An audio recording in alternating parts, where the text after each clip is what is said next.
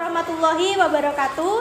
Di sini kami akan menjelaskan materi tentang radiasi elektromagnetik yang akan dibawakan oleh teman-teman saya. Tak kenal maka tak sayang, maka izinkan kami untuk memperkenalkan diri terlebih dahulu. Perkenalkan, nama saya Sinditri Aulia sebagai moderator dan teman-teman saya. Saya Nila Dulandari. Saya Zanur Maida Melati. Saya Agung Razanur Huda. Saya Dilan Sayyidina Putri Pratama. Saya Lutfira Eni. Saya Ina Besari. Baik, tidak perlu berlama-lama, kita mulai presentasi hari ini. Dimulai dari teman saya Winda, dipersilahkan. Untuk yang pertama mengenai hipotesis Maxwell, di mana Pak Maxwell merupakan fisikawan dari Inggris yang mencetuskan teorinya mengenai gelombang elektromagnetik.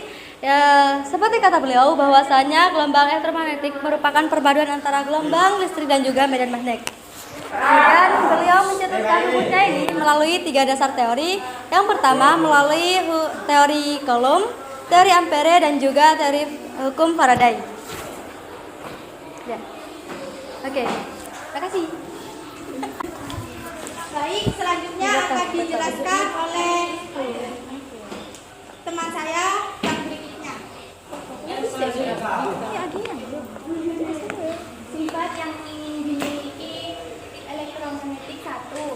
Perubahan Medan listrik.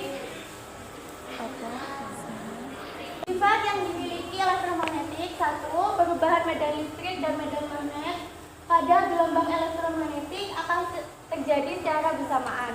2. Dapat merambat pada suatu ruang hampa. 3. Besar medan magnet, besar medan listrik berbanding lurus dengan besar medan magnet. 4.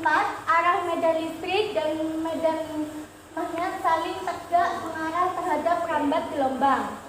5. Merupakan gelombang transversal.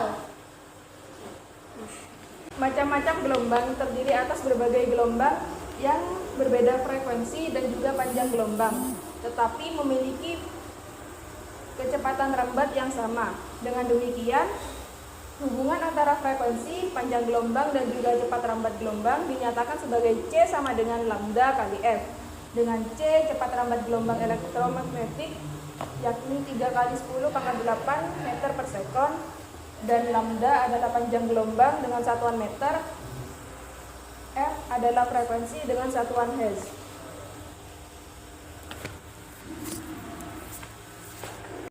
Baik, tadi telah dijelaskan sifat-sifat elektromagnetik dan sekarang akan menjelaskan tentang spektrum gelombang yang akan dijelaskan oleh 3 teman saya yang bertugas.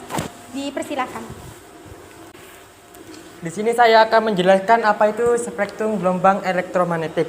Spektrum gelombang elektromagnetik terdapat 7 jenis.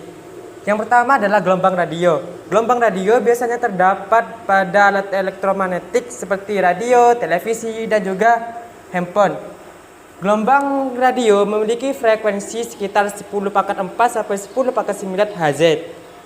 Yang kedua adalah gelombang mikro.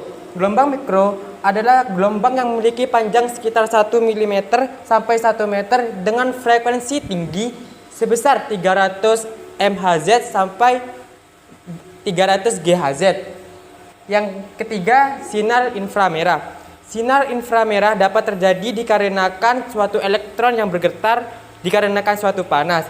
Intensitas dari sinar inframerah terjadi dikarenakan suhu dan juga tergantung dari warna benda tersebut. Dan juga frekuensi yang dihasilkan sekitar 10 pangkat 12 sampai 10 pangkat 15 Hz.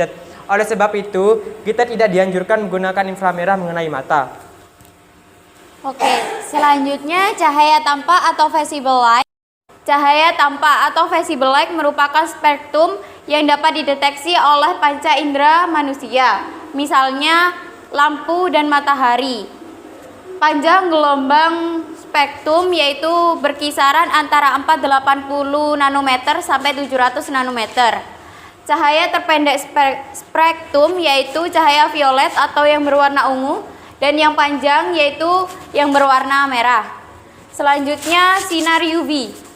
Pemancar sinar UV yang utama di bumi yaitu sinar matahari.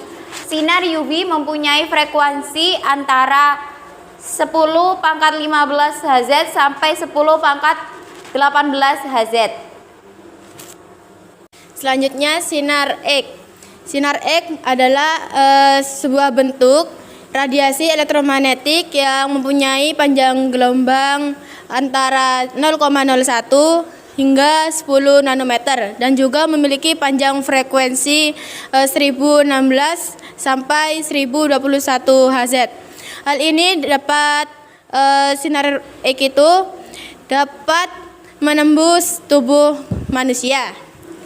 Selanjutnya sinar gamma, sebuah bentuk berenergi radiasi elektromagnetik yang diproduksi radioaktivitas atau proses nuklir lainnya seperti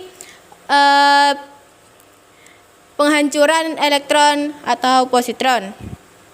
Sinar gamma membentuk spektrum elektromagnetik energi tertinggi.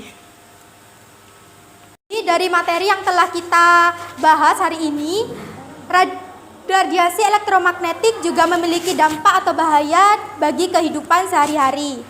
Yang pertama adalah dapat menyebabkan katarak pada mata, dapat menyebabkan kanker kulit, merusak sel-sel jaringan pada tumbuhan, hewan, serta manusia, dan dapat menyebabkan kemandulan. Nah, mungkin itu saja materi yang bisa kami sampaikan. Sekarang kami akan menjawab pertanyaan dari kelompok 3. Ini dia pertanyaannya. Dari pertanyaan tersebut dapat kita jelaskan bahwa pemancar sinar ultraviolet yang utama di bumi yaitu matahari. Radiasi ultraviolet dari matahari dapat merusak DNA dalam sel kulit.